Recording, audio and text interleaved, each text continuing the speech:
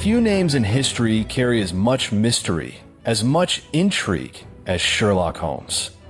A mind sharper than any blade, a pursuit of truth that never wavers. He has fascinated generations with his genius. Created by Sir Arthur Conan Doyle, Holmes, alongside his trusted friend, Dr. Watson, has unraveled some of the most perplexing cases ever recorded. Now, step into the shadowy alleys of Victorian London. The gas lamps flicker. The fog creeps and whispers of the unknown fill the air. Welcome to Echoes of Stories, where the legendary cases of Sherlock Holmes come to life. Tonight, we follow the trail of a chilling crime and a study in Scarlet. Chapter 3, The Lauriston Gardens Mystery. A case shrouded in deception, a trail of hidden clues, and a truth more unsettling than fiction. First published in Beaton's Christmas Annual, 1887, this story marked the very beginning of Holmes' legendary journey. If you love Sherlock Holmes and immersive storytelling, subscribe our channel and hit the bell icon to never miss a mystery. And now it begins. The Lauriston Gardens Mystery.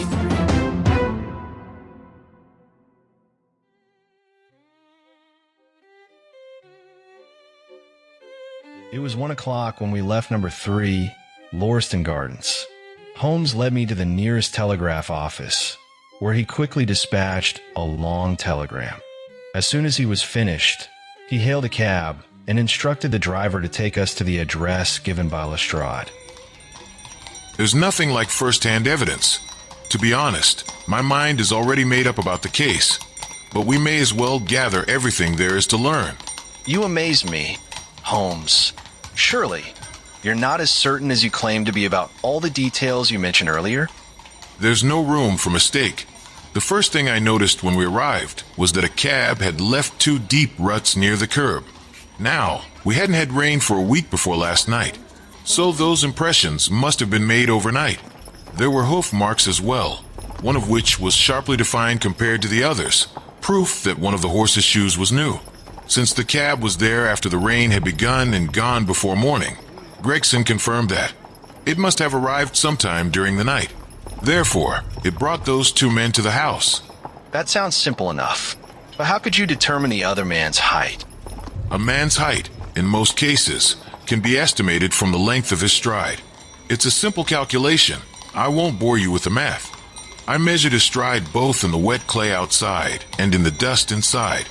Then, I had another way to confirm my estimate. When a man writes on a wall, he instinctively writes at his own eye level.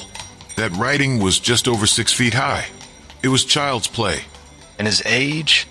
Well, a man who strides 4.5 feet without any effort is hardly an elderly gentleman. There was a puddle on the garden path, about that width, which he had walked right over. The man with patent leather boots had gone around it, but Square Toes had stepped right across. There's no mystery in it at all. I'm simply applying the principles of observation and deduction that I outlined in my article. Is there anything else that puzzles you? The fingernails and the Trichinopoly cigar? The writing on the wall was done with a man's forefinger dipped in blood. My glass allowed me to observe that the plaster was slightly scratched in doing it, which would not have been the case if the man's nail had been trimmed. I gathered up some scattered ash from the floor. It was dark in color and flaky, such an ash as is only made by a Trichinopoly. I have made a special study of cigar ashes. In fact, I have written a monograph upon the subject.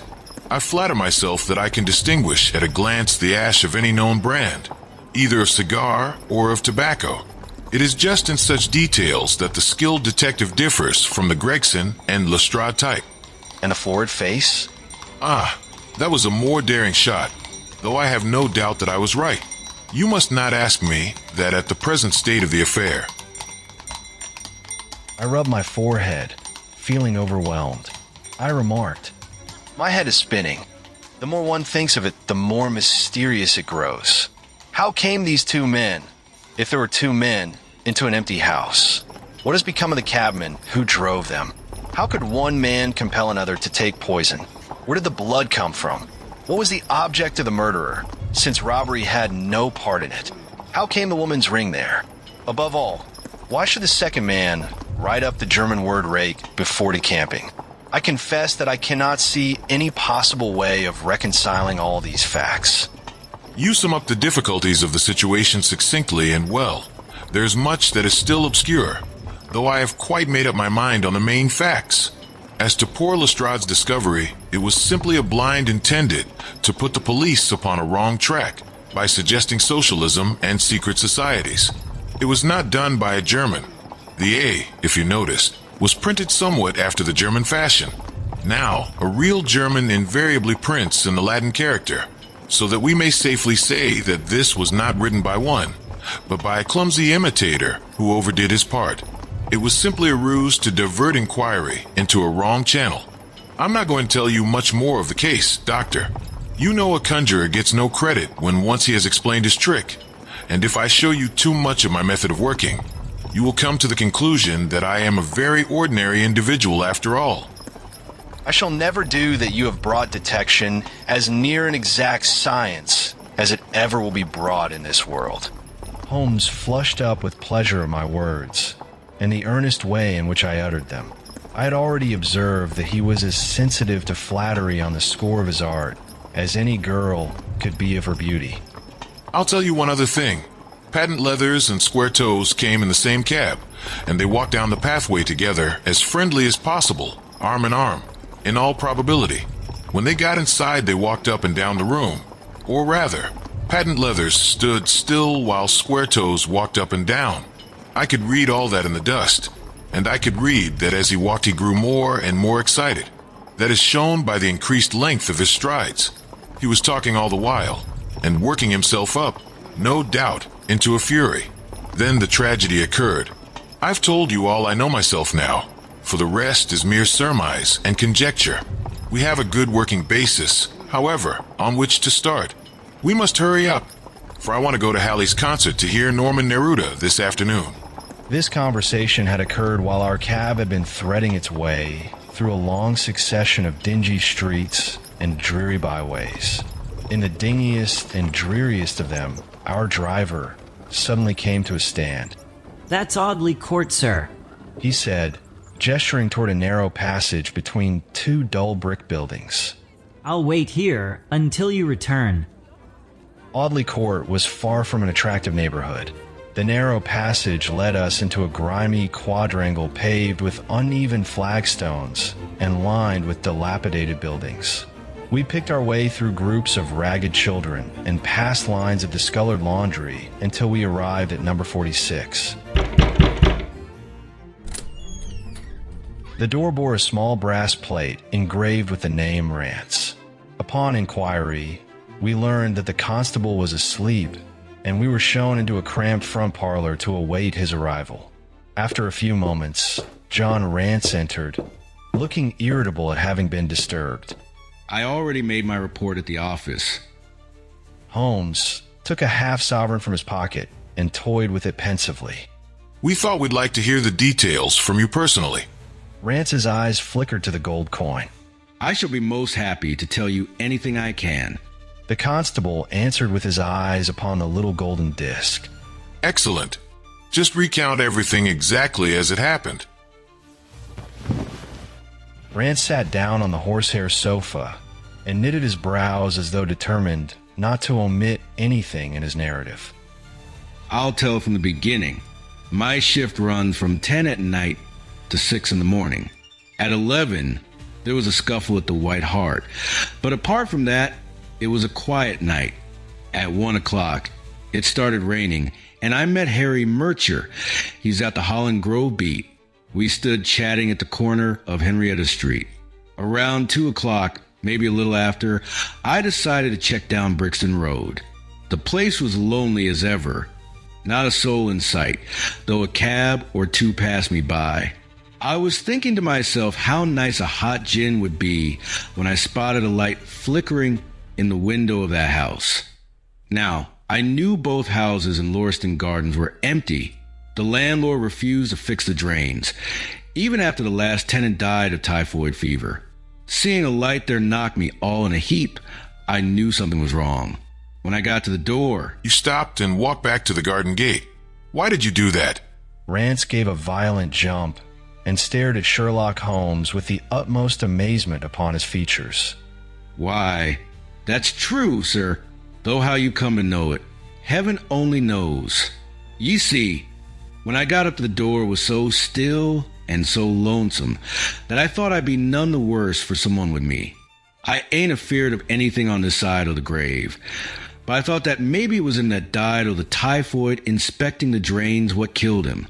The thought gave me a kind o' turn, and I walked back to the gate to see if I could see Murcher's lantern, but there wasn't no sign of him nor of anyone else. You saw no one at all in the street? Not a living soul, sir. Not even a stray dog. So I pulled myself together, went back, and pushed the door open. Everything inside was still. I entered the room where the light was coming from. There was a red wax candle burning on the mantelpiece, and by its light, I saw. Yes, I know all that you saw. You walked round the room several times, and you knelt down by the body, and then you walked through and tried the kitchen door, and then... John Rance leapt to his feet, his face suddenly filled with suspicion. Where was you hid to see all that? It seems to me that you knows a deal more than you should. Holmes laughed and threw his card across the table to the constable. Don't get arresting me for the murder. I am one of the hounds and not the wolf. Mr. Gregson or Mr. Lestrade will answer for that. Go on, what happened next? Rance hesitated, but slowly sat back down, still eyeing Holmes warily. I went back to the gate and blew my whistle. That brought Murcher and 2 more officers. Was the street still empty then? Well, it was, sir, as far as anyone useful is concerned. What do you mean? The constable's features broadened into a grin. I've seen plenty of drunkards in my time, but never one so blind drunk as that fellow. He was slumped against the railings, singing at the top of his lungs about Columbine's newfangled banner, or some such nonsense. He couldn't stand straight, let alone be of any help. What sort of man was he? Rance looked irritated at the change in topic. An uncommon drunk sort of man. Would have ended up in the station if we hadn't been so occupied. His face, his dress, didn't you notice them? Of course, I noticed. Seeing as I had to prop him up between me and Murcher, he was a tall fellow, red-faced, and muffled up around the lower part. That will do. What became of him? We had enough on our hands without worrying about him. I expect he found his way home well enough. How was he dressed? Brown overcoat. Did he have a whip? A whip? No. He must have left it behind. Holmes muttered under his breath. Did you see or hear a cab after that? No.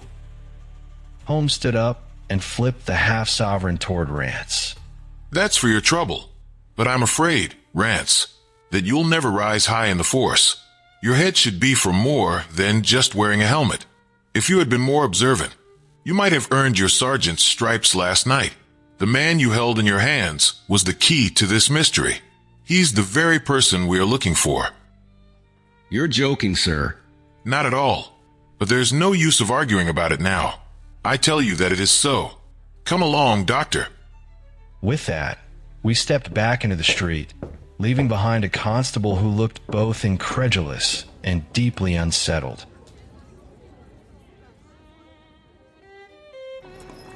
As we drove back to our lodgings, Holmes sat in deep thought, his fingers drumming lightly against the side of the cab. The blundering fool. Just imagine. He had an incomparable stroke of luck, and he let it slip through his fingers. I'm still in the dark. It is true that this man's description matches your idea of the second party in this mystery. But why would he return to the house after leaving it? That is not the way of criminals. The ring, man, the ring. That's what he came back for. If we have no other way to catch him, we can always use the ring as bait. I shall have him, Doctor. I'll wager you 2 to 1 that I shall have him. His eyes gleamed with excitement. And I must thank you for it all. I might not have gone if not for you. And then I would have missed the finest case I've ever encountered. A true study in Scarlet. Why not borrow a little art jargon? There's the scarlet thread of murder running through the dull, colorless skein of life. Our duty is to unravel it, isolate it, and expose every inch of it. He leaned back against the seat with a contented sigh. What's that little Chopin piece she plays so beautifully? Leaning back in the cab, this amateur bloodhound caroled away like a lark while I meditated on the many-sidedness of the human mind. Our morning's exertions had been too much for my weak health, and I was tired out in the afternoon. After Holmes' departure for the concert, I lay down upon the sofa and endeavored to get a couple of hours' sleep. It was a useless attempt.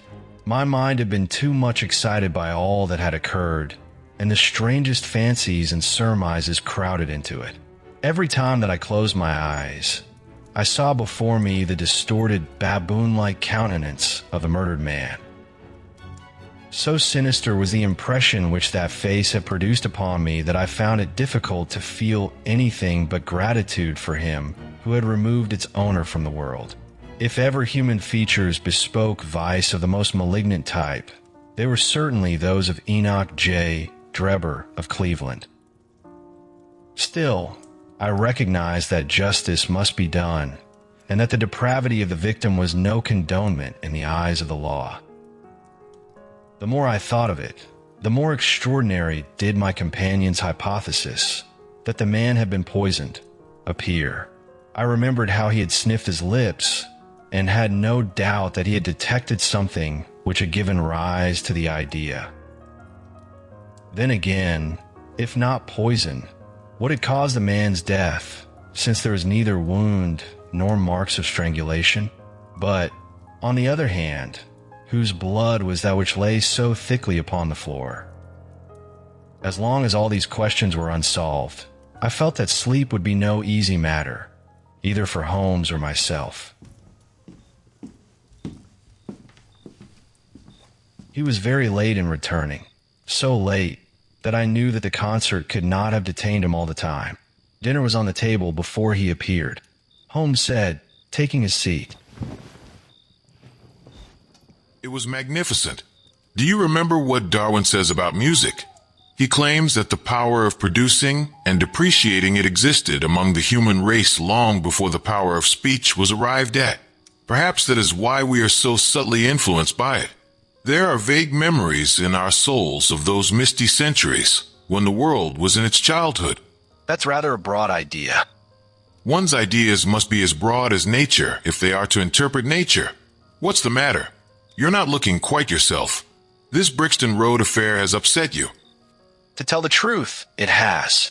I ought to be more case-hardened after my Afghan experiences. I saw my own comrades hacked to pieces at Maywand without losing my nerve. I can understand. There is a mystery about this which stimulates the imagination. Where there is no imagination, there is no horror.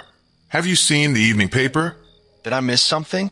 It gives a fairly good account of the affair. It does not mention the fact that when the man was raised up, a woman's wedding ring fell upon the floor. It is just as well it does not. Why do you say that? Look at this advertisement. I had one sent to every paper this morning immediately after the affair. He threw the paper across to me, and I glanced at the place indicated. It was the first announcement in the found column.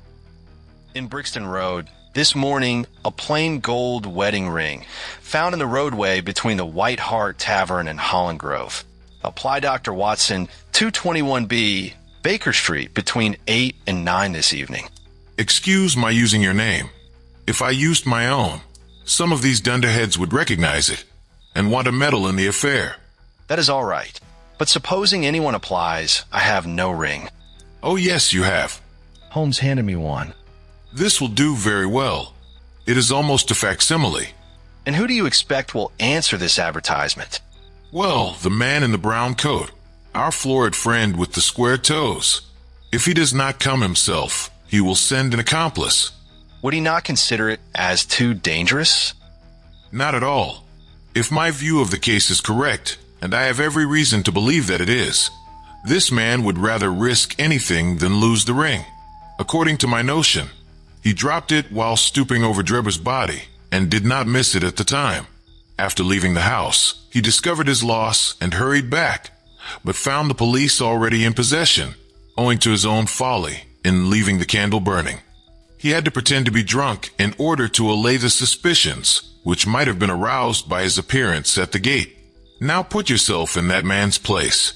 On thinking the matter over, it must have occurred to him that it was possible that he had lost the ring in the road after leaving the house. What would he do then? He would eagerly look out for the evening papers in the hope of seeing it among the articles found. His eye, of course, would light upon this. He would be overjoyed. Why should he fear a trap? There would be no reason in his eyes why the finding of the ring should be connected with the murder. He would come. You shall see him within an hour. And then? Oh, you can leave me to deal with him then. Do you have a weapon? I have my old service revolver and a few cartridges. You had better clean it and load it. He will be a desperate man, and though I shall take him unawares, it is as well to be ready for anything. I went to my bedroom and followed his advice. When I returned with the pistol, the table had been cleared, and Holmes was engaged in his favorite occupation of scraping upon his violin. As I entered, Holmes said, The plot thickens. I have just had an answer to my American telegram. My view of the case is the correct one. What exactly are you saying? My fiddle would be the better for new strings. Put your pistol in your pocket. When the fellow comes, speak to him in an ordinary way. Leave the rest to me. Don't frighten him by looking at him too hard. Glancing at my watch, I said, Is 8 o'clock now? Yes, he will probably be here in a few minutes. Open the door slightly. That will do. Now put the key on the inside. Thank you. This is a queer old book I picked up at a stall yesterday. De Jure Intelligentes, published in Latin at Liege in the Lowlands in 1642. Charles's head was still firm on his shoulders when this little brown-backed volume was struck off. Which printer are you talking about? Philippe de Croix, whoever he may have been. On the flyleaf, in very faded ink, is written Ex Libris Guglielmi White. I wonder who William White was. Some pragmatical 17th century lawyer, I suppose. His writing has a legal twist about it. Here comes our man, I think. As he spoke, there was a sharp ring at the bell. Sherlock Holmes rose softly and moved his chair in the direction of the door. We heard the servant pass along the hall, and the sharp click of the latch as she opened it. Someone asked, Does Dr. Watson live here? We could not hear the servant's reply, but the door closed, and someone began to ascend the stairs. The footfall was an uncertain and shuffling one. A look of surprise passed over the face of my companion as he listened to it. It came slowly along the passage, and there was a feeble tap at the door. You may enter. At my summons, instead of the man of violence whom we expected, a very old and wrinkled woman hobbled into the apartment. She appeared to be dazzled by the sudden blaze of light, and after dropping a curtsy, she stood blinking at us with her bleared eyes and fumbling in her pocket with nervous, shaky fingers. I glanced at my companion, and his face had assumed such a disconsolate expression that it was all I could do to keep my countenance. The old crone drew out an evening paper and pointed at our advertisement. It's this that's brought me. Kind sirs, a wedding ring, found on Brixton Road. It belongs to my girl Sally, married just a year now. Her husband's a steward on a union boat, and what he'd say if he came home and found it gone. I don't dare to think. He's got a sharp temper, even on his best days, worse still when he's had a drink. She went to the circus last night, along with... Is that her ring? Oh, bless you. Sally will be a glad woman this night. That's the ring. And what may your address be? It's 13 Duncan Street, Houndsditch. Quite a long, weary way from here. The Brixton Road does not lie between any circus and Houndsditch. The old woman faced round and looked keenly at Sherlock from her little red-rimmed eyes. The gentleman asked me for my address. Sally lives in lodgings at 3, Mayfield Place, Peckham. And your name is? My name is Sawyer. Hers is Dennis, which Tom Dennis married her. And a smart, clean lad, too, as long as he's at sea. And no steward in the company more thought of. But when on shore, what with the women and what with liquor shops. Here is your ring, Mrs. Sawyer. It clearly belongs to your daughter, and I am glad to be able to restore it to the rightful owner. With many mumbled blessings and protestations of gratitude, the old crone packed it away in her pocket and shuffled off down the stairs. Sherlock Holmes sprang to his feet the moment that she was gone and rushed into his room. He returned in a few seconds enveloped in an ulster and a cravat. I'll follow her. She must be an accomplice and will lead me to him. Wait up for me. The hall door had hardly slammed behind our visitor before Holmes had descended the stair. Looking through the window, I could see her walking feebly along the other side, while her pursuer dogged her some little distance behind. Either his whole theory is incorrect, or else he will be led now to the heart of the mystery. I thought to myself, there was no need for him to ask me to wait up for him, for I felt that sleep was impossible until I heard the result of his adventure. It was close upon 9 when he set out. I had no idea how long he might be, but I sat stolidly puffing at my pipe and skipping over the pages of Henri Merger's Vita Boheme. 10 o'clock passed, and I heard the footsteps of the maid as they pattered off to bed. 11, and the more stately tread of the landlady passed my door, bound for the same destination. It was close upon 12 before I heard the sharp sound of his latchkey. The instant he entered, I saw by his face that he had not been successful. Amusement and chagrin seemed to be struggling for the mastery, until the former suddenly carried the day. Holmes said, dropping into his chair, Oh, well, I wouldn't have Scotland Yard know it for anything. I've teased them far too much. They'd never let me live it down. But let them have their moment. I'll have mine soon enough. What is it then? Oh, I don't mind telling a story against myself. That creature had gone a little way when she began to limp and show every sign of being footsore. Presently she came to a halt and hailed a four-wheeler which was passing. I managed to be close to her so as to hear the address, but I need not have been so anxious, for she sang it out loud enough to be heard at the other side of the street. Drive to 13, Duncan Street, Houndsditch, she cried. This begins to look genuine, I thought, and having seen her safely inside, I perched myself behind. That's an art which every detective should be an expert at. Well, away we rattled, and never drew rein until we reached the street in question. I hopped off before we came to the door and strolled down the street in an easy, lounging way. I saw the cab pull up. The driver jumped down, and I saw him open the door and stand expectantly. Nothing came out, though. When I reached him, he was groping about frantically in the empty cab and giving vent to the finest assorted collection of oaths that ever I listened to. There was no sign or trace of his passenger, and I fear it will be some time before he gets his fare.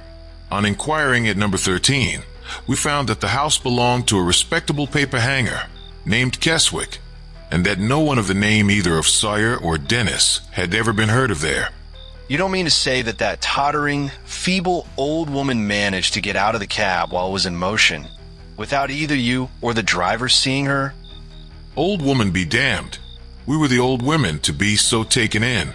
It must have been a young man, and an active one, too. Besides being an incomparable actor, the get-up was inimitable. He saw that he was followed, no doubt, and used this means of giving me the slip. It shows that the man we are after is not as lonely as I imagined he was, but has friends who are ready to risk something for him. Now, Doctor, you're looking done up. Take my advice and turn in. I was certainly feeling very weary, so I obeyed his injunction. I left Holmes seated in front of the smoldering fire, and long into the watches of the night, I heard the low, melancholy wailings of his violin, and knew that he was still pondering over the strange problem which he had set himself to unravel.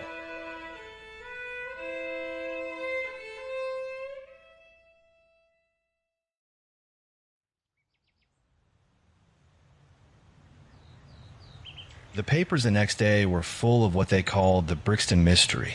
Each carried a detailed account of the affair. Some even ran editorials on it. There was information in them that was new to me. I still have my scrapbook filled with clippings and extracts from that time. Here's a condensed version of a few. The Daily Telegraph noted that few crimes in history had presented stranger features. The victim's German name, the lack of any clear motive, and the chilling inscription on the wall all suggested that the murder was the work of political refugees or revolutionists. The paper speculated that the deceased had violated some secret code and had been tracked down. It even made dramatic references to the Vemdricht, Aqua Tofana, Carbonari, and other shadowy organizations before ultimately calling on the government to tighten its surveillance on foreigners. The Standard took a different approach. It blamed the Liberal administration, claiming that such lawless acts stemmed from political instability.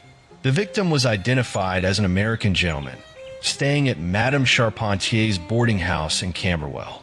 He had traveled with his secretary, Mr. Joseph Stangerson, and the two were last seen together at Euston Station, supposedly boarding a train to Liverpool.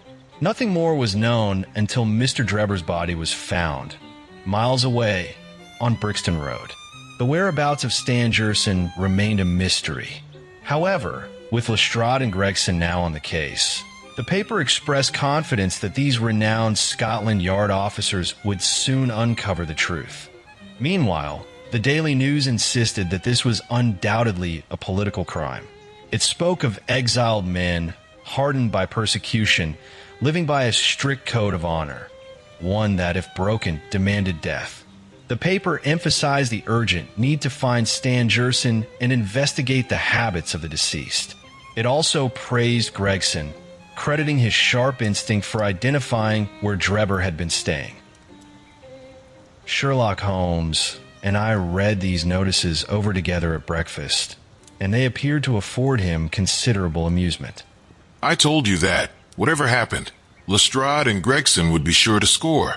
Well, I suppose it all depends on how things unfold. Oh, bless you. It doesn't matter in the least.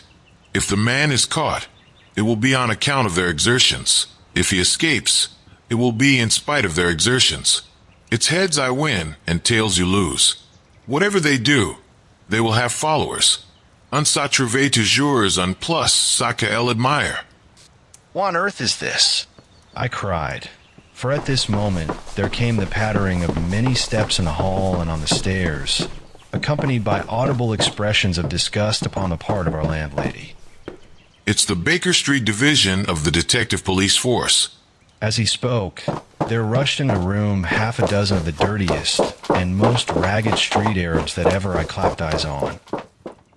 Attention!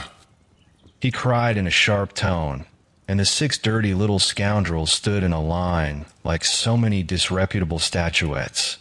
In future, you shall send up Wiggins alone to report, and the rest of you must wait in the street. Have you found it, Wiggins? One of the youths said, "No, sir, we hain't." I hardly expected you would. You must keep on until you do. Here are your wages. He handed each of them a shilling. Now, off you go, and come back with a better report next time. He waved his hand, and they scampered away downstairs like so many rats, and we heard their shrill voices next moment in the street. There's more work to be got out of one of those little beggars than out of a dozen of the force. The mere sight of an official-looking person seals men's lips. These youngsters, however, go everywhere and hear everything. They are as sharp as needles, too. All they want is organization. Is it on this Brixton case that you are employing them? Yes, there is a point which I wish to ascertain. It is merely a matter of time. Hello, we're going to hear some news now with a vengeance. Here is Gregson coming down the road. with beatitude written upon every feature of his face. Bound for us, I know. Yes, he is stopping. There he is. There was a violent peal at the bell, and in a few seconds the fair-haired detective came up the stairs, 3 steps at a time, and burst into our sitting room. My dear fellow, you must congratulate me. I've made the whole thing as clear as day. A shade of anxiety seemed to me to cross my companion's expressive face.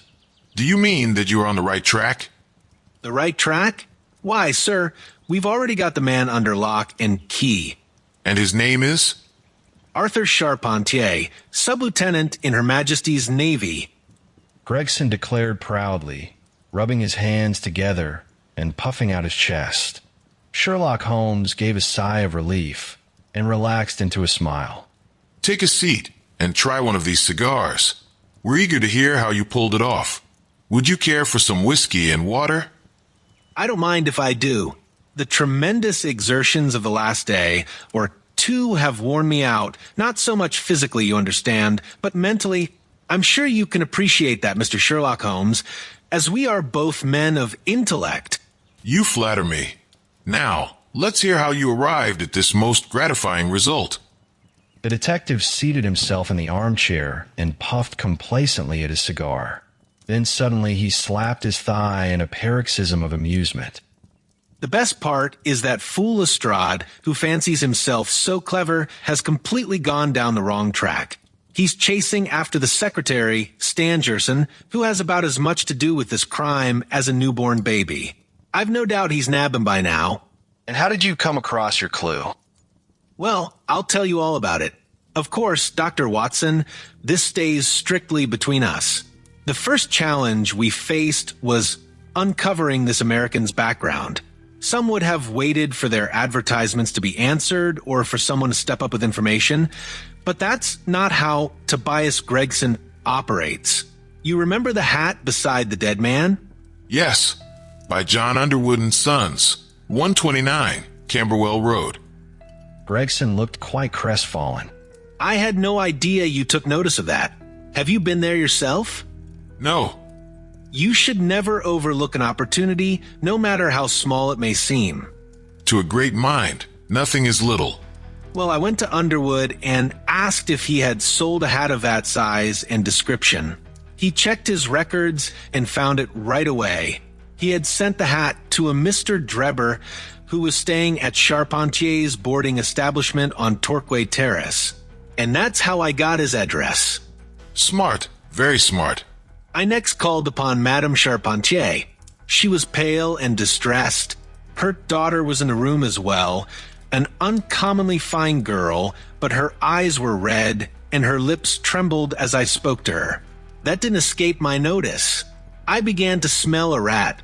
You know the feeling, Mr. Sherlock Holmes. When you come upon the right scent, there's a certain thrill in your nerves. I asked Madame Charpentier if she had heard about the mysterious death of her former boarder, Mr. Enoch J. Drebber of Cleveland. She nodded but couldn't seem to find her voice. The daughter, on the other hand, burst into tears. That only confirmed my suspicion that they knew something. I asked what time Mr. Drebber had left their house for the train. The mother swallowed hard and answered that he had left at 8 o'clock. His secretary, Mr. Stangerson, had told them there were 2 trains, one at 9:15 and another at 11. Drebber was supposed to catch the first. Then I asked if that was the last time they had seen him. At that moment, a terrible change came over Madame Charpentier's face. Her features turned pale as death, and it was several seconds before she could whisper a single word. Yes. Her voice was husky, unnatural. There was silence for a moment before the daughter suddenly spoke in a calm, clear voice.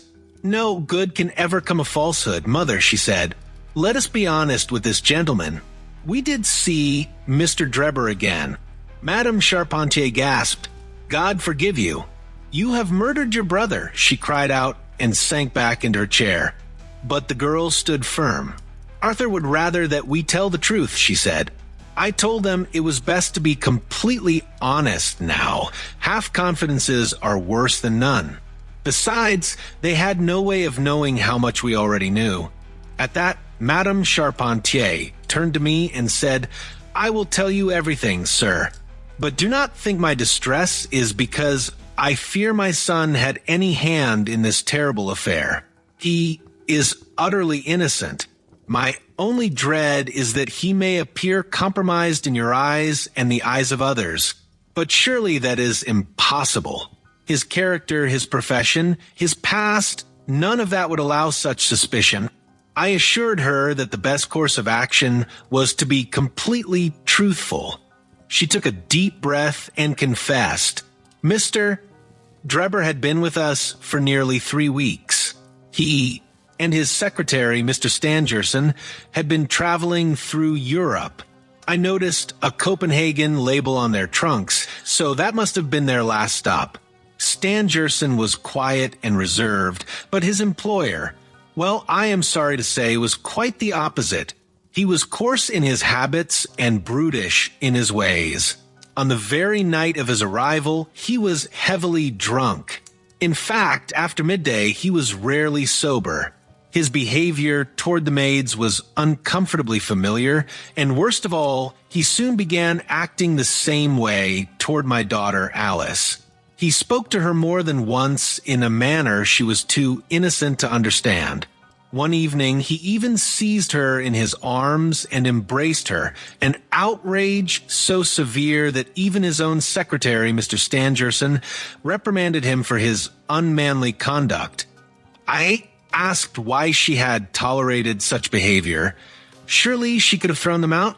She blushed at my question and admitted, would to God that I had sent him packing the day he arrived, but it was a difficult decision.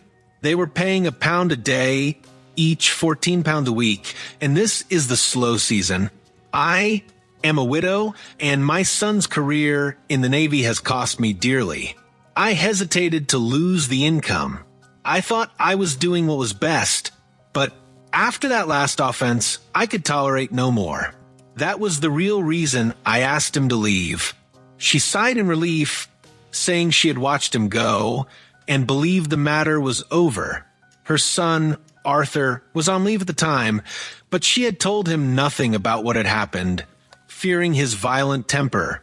But within an hour of Drebber's departure, there was a ring at the bell. Drebber had returned. Her voice trembled as she described what happened next. He was terribly drunk and insisted on seeing Alice. I refused, but he pushed past me into the house, calling out for her. I screamed, and at that moment Arthur appeared. He was livid with rage and ordered Drebber to leave at once. When the man refused, Arthur grabbed a stick from the umbrella stand and forced him out the door. Drebber staggered down the steps, cursing and shouting that he would have Alice yet. Arthur, furious, snatched his hat and ran after him. I immediately asked, "At what hour did your son return?" She hesitated, her face turning pale. I don't know." "You don't know?" I pressed. "No," she admitted. "He has a latchkey and let himself in." "After you had gone to bed?" "Yes." "At what time did you retire?" "Around 11. "So, your son was gone for at least 2 hours?" "Yes," she murmured.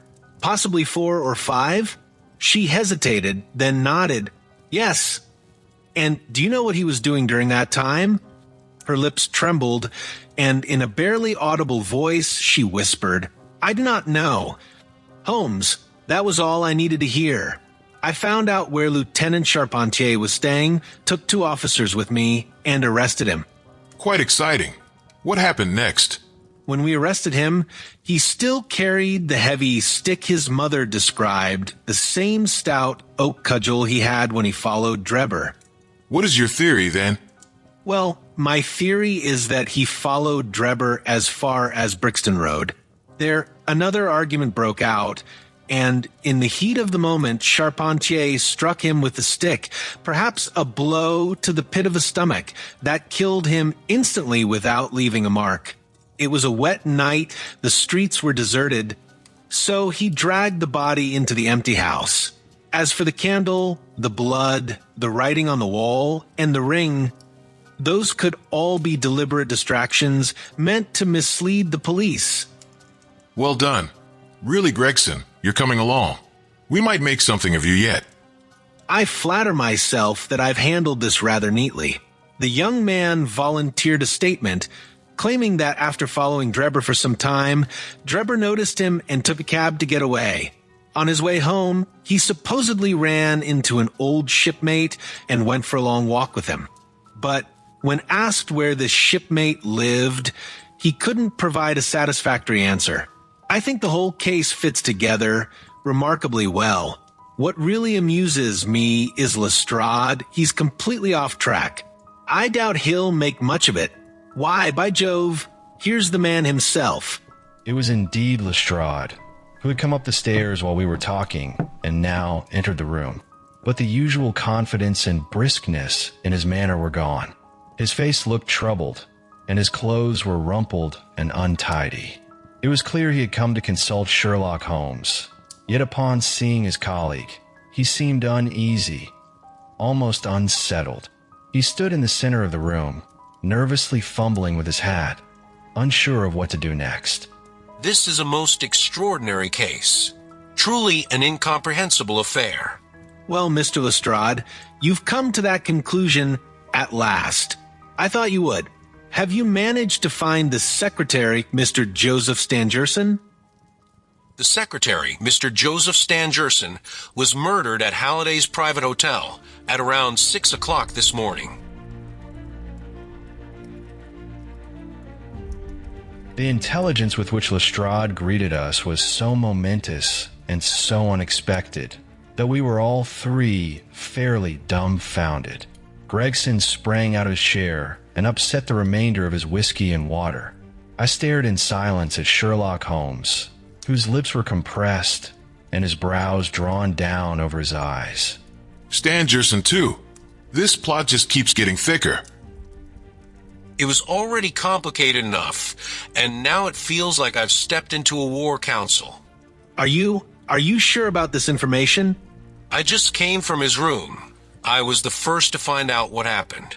We've heard Gregson's take on the case. Now, could you tell us what you've seen and done? I have no objection. I'll admit I was convinced that Stangerson was involved in Drebber's death. But this new development proves I was completely wrong. Focused on that idea, I set out to track down the secretary. The two had been seen together at Euston Station around 8:30 on the evening of the 3rd. Then, by 2 in the morning, Drebber was found dead on Brixton Road.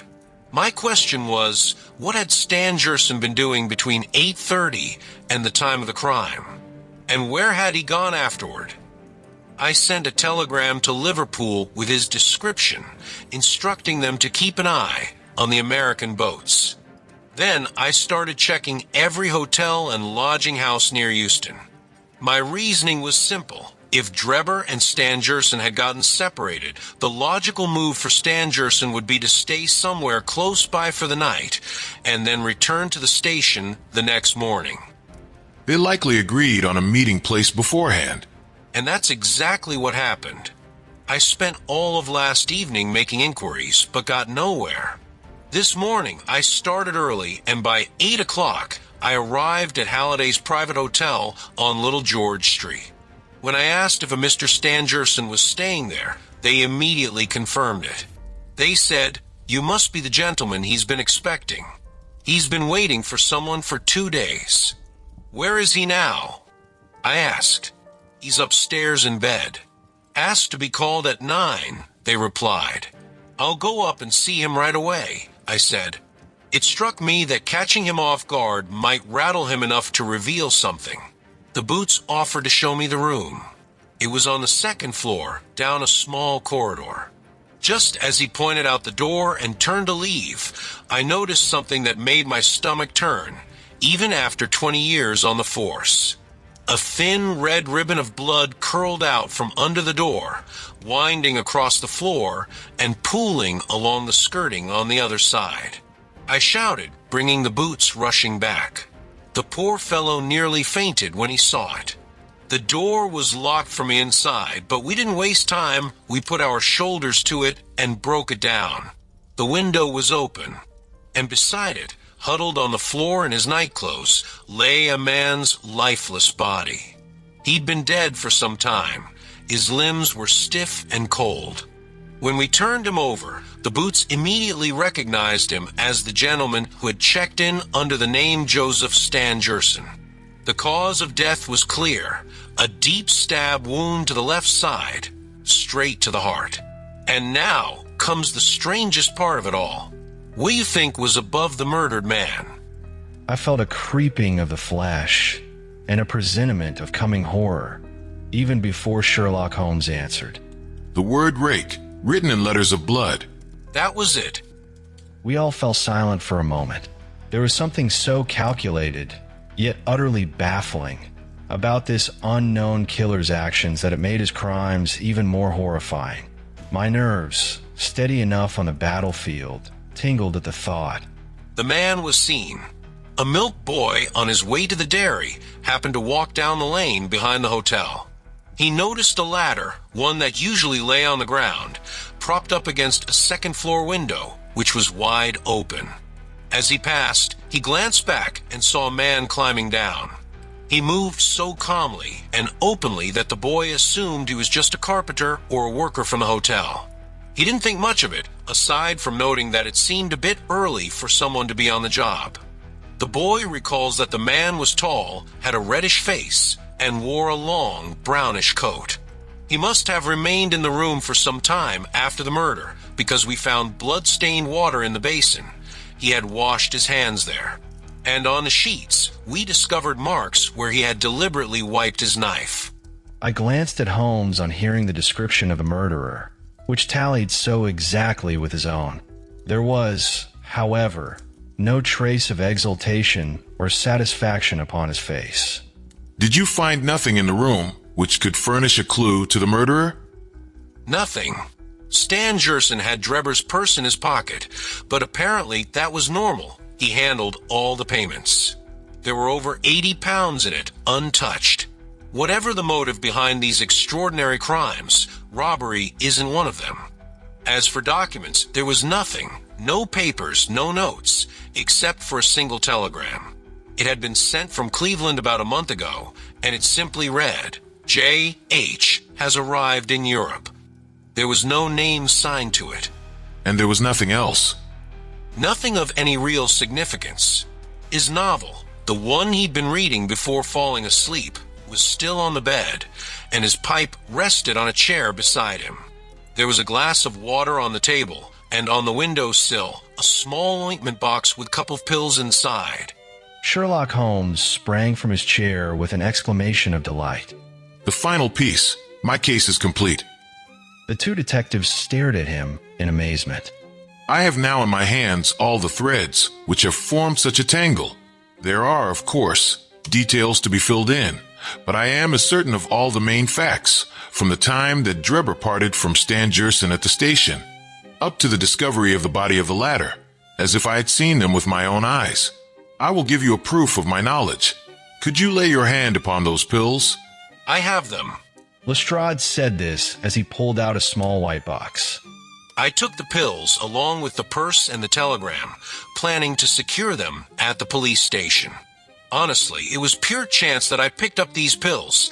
I have to admit, I don't see them as particularly important. Give them here. Now, doctor, are those ordinary pills? They certainly were not. They were of a pearly gray color, small, round, and almost transparent against the light. After examining them closely, I remarked, given their lightness and transparency, I'd imagine they dissolve in water. Exactly. Now, would you mind going down and bringing up that poor little terrier? The one that's been suffering for so long? The landlady asked you to put it out of its misery yesterday. I went downstairs and carried the dog upstairs in my arms. Its labored breathing and glazing eyes showed that it was not far from its end. Indeed, its snow-white muzzle proclaimed that it had already exceeded the usual term of canine existence. I placed it upon a cushion on the rug. I will now cut one of these pills in two. Drawing his penknife, he suited the action to the word. One half we return into the box for future purposes. The other half I will place in this wine glass, in which is a teaspoonful of water. You perceive that our friend, the doctor, is right, and that it readily dissolves. This may be very interesting, but I fail to see what it has to do with the death of Mr. Joseph Stangerson. Patience, my friend, patience. You will find in time that it has everything to do with it. I shall now add a little milk to make the mixture palatable, and on presenting it to the dog, we find that he laps it up readily enough. As he spoke, he turned the contents of the wine glass into a saucer and placed it in front of the terrier, who speedily licked it dry. Sherlock Holmes' earnest demeanor had so far convinced us that we all sat in silence, watching the animal intently and expecting some startling effect. None such appeared, however. The dog continued to lie stretched upon the cushion, breathing in a labored way, but apparently neither the better nor the worse for its draught. Holmes had taken out his watch, and as minute followed minute without result, an expression of the utmost chagrin and disappointment appeared upon his features. He gnawed his lip, drummed his fingers upon the table, and showed every other symptom of acute impatience. So great was his emotion that I felt sincerely sorry for him, while the two detectives smiled derisively, by no means displeased at this check which he had met. Holmes suddenly sprang from his chair and paced wildly up and down the room. It can't be a coincidence. It is impossible that it should be a mere coincidence. The very pills which I suspected in the case of Drebber are actually found after the death of Stangerson, and yet they are inert. What can it mean? Surely my whole chain of reasoning cannot have been false. It is impossible, and yet this wretched dog is none the worse. Ah, I've got it.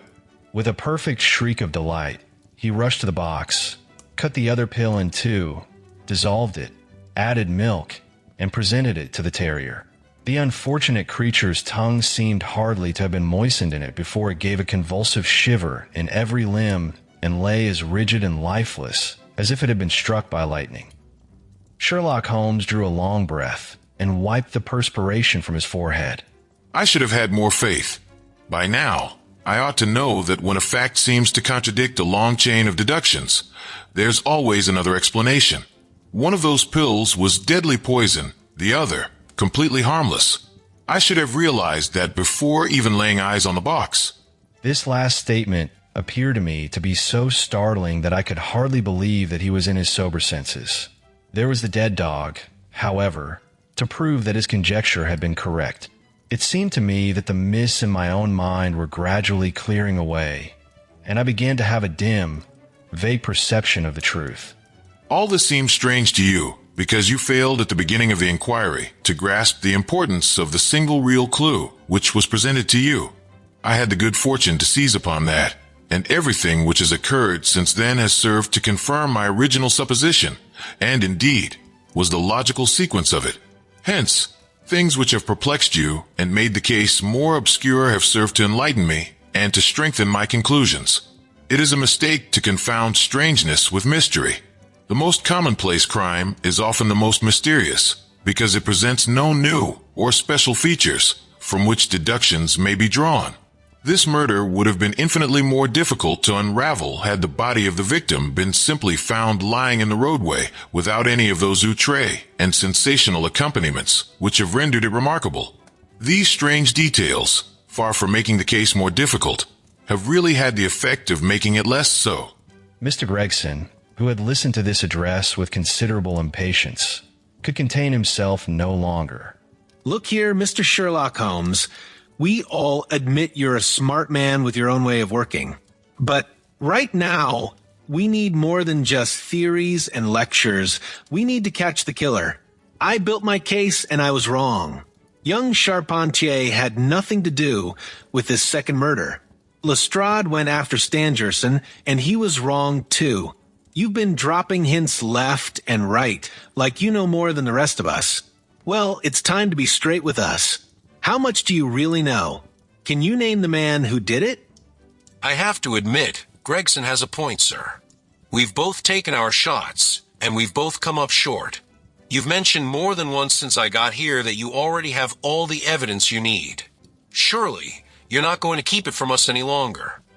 If we wait any longer, we might be giving the murderer a chance to strike again. Thus pressed by us all, Holmes showed signs of irresolution. He continued to walk up and down the room with his head sunk on his chest and his brows drawn down, as was his habit when lost in thought. Holmes suddenly stopped abruptly and faced us.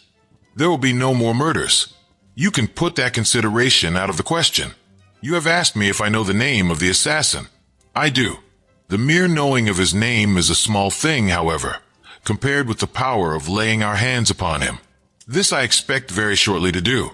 I have good hopes of managing it through my own arrangements. But it is a thing which needs delicate handling, for we have a shrewd and desperate man to deal with, who is supported, as I have had occasion to prove, by another who is as clever as himself. As long as this man has no idea that anyone can have a clue, there is some chance of securing him. But if he had the slightest suspicion, he would change his name and vanish in an instant among the 4 million inhabitants of this great city. Without meaning to hurt either of your feelings, I am bound to say that I consider these men to be more than a match for the official force, and that is why I have not asked your assistance. If I fail, I shall, of course, incur all the blame due to this omission, but that I am prepared for. At present, I am ready to promise that the instant I can communicate with you without endangering my own combinations, I shall do so. Gregson and Lestrade seemed far from satisfied by this assurance, or by the depreciating allusion to the detective police. The former had flushed up to the roots of his flaxen hair, while the other's beady eyes glistened with curiosity and resentment. Neither of them had time to speak, however, before there was a tap at the door, and the spokesman of the street Arabs, young Wiggins, introduced his insignificant and unsavory person. Please, sir, I have the cab downstairs. Good boy. Why don't you introduce this pattern at Scotland Yard? He continued, taking a pair of steel handcuffs from a drawer. See how beautifully the spring works. They fasten in an instant. The old pattern will do just fine, if only we can find the man to put them on. Excellent. The cabman might as well give me a hand with my boxes. Wiggins, be a good lad, and ask him to come up. I was surprised to find my companion speaking as though he were about to set out on a journey, since he had not said anything to me about it. There was a small portmanteau in the room, and this he pulled out and began to strap. He was busily engaged at it when the cabman entered the room. Just give me a help with this buckle, cabman, he said, kneeling over his task and never turning his head. The fellow came forward with a somewhat sullen, defiant air and put down his hands to assist. At that instant, there was a sharp click, the jangling of metal, and Sherlock Holmes sprang to his feet again. Gentlemen, let me introduce you to Mr. Jefferson Hope, the murderer of Enoch Drebber and of Joseph Stangerson. The whole thing occurred in a moment, so quickly that I had no time to realize it. I have a vivid recollection of that instant, of Holmes' triumphant expression and the ring of his voice, of the cabman's dazed, savage face as he glared at the glittering handcuffs, which had appeared as if by magic upon his wrists. For a second or two, we might have been a group of statues. Then, with an inarticulate roar of fury, the prisoner wrenched himself free from Holmes's grasp and hurled himself through the window. Woodwork and glass gave way before him. But before he got quite through, Gregson, Lestrade, and Holmes sprang upon him like so many staghounds. He was dragged back into the room, and then commenced a terrific conflict. So powerful and so fierce was he, that the four of us were shaken off again and again. He appeared to have the convulsive strength of a man in an epileptic fit. His face and hands were terribly mangled by his passage through the glass. But loss of blood had no effect in diminishing his resistance. It was not until Lestrade succeeded in getting his hand inside his neckcloth and half strangling him that we made him realize that his struggles were of no avail. And even then, we felt no security until we had pinioned his feet as well as his hands. That done, we rose to our feet breathless and panting. We have his cab. It will serve to take him to Scotland Yard. And now, gentlemen, we have reached the end of our little mystery. You are very welcome to put any questions that you like to me now, and there is no danger that I will refuse to answer them.